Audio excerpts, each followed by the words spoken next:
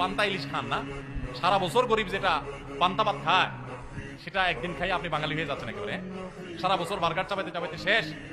Burger খাওয়া দোষ কিছু না, আপনিও খান, কিন্তু সারা বছর যারা পান্তা খায় তাদের সাথে তামাশা করছেন বছরে একদিন পান্তা খায়।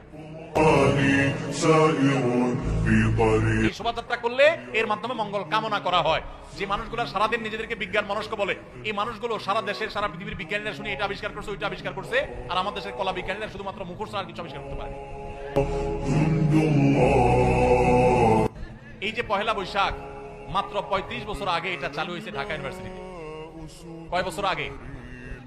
এই মাত্র 3 যুগ আগে চালু হওয়া জিনিসটা কিভাবে 1000 বছর ঐতিহ্য হলো? আরে ভাই, বাংলা সনের বয়সই তো 1000 বছর হয় নাই।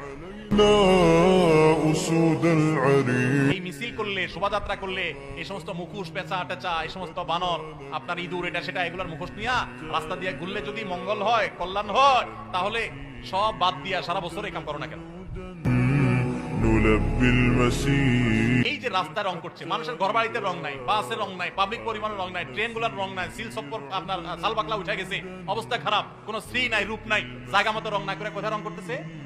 রাস্তায়। তাও আবার হাওরের মধ্যখানে রং করতেছে যে জীব বৈচিত্র্য ধ্বংস হয়ে যাবে। এরাই নাকি আবার কলা বিজ্ঞানী। আমরা মঙ্গল কামনা করব কার কাছে? মঙ্গলের মালিকের কাছে। কোন পেঁচা, হনুমান, রাক্ষস, খোকসের কাছে কোন মঙ্গল কামনা, কোন র্যালিতে মঙ্গল কামনা নাই। মঙ্গল কোথায়? আল্লাহর কাছে। কার কাছে? আল্লাহর কাছে। অতএব ঈমান নষ্ট করা যাবে না।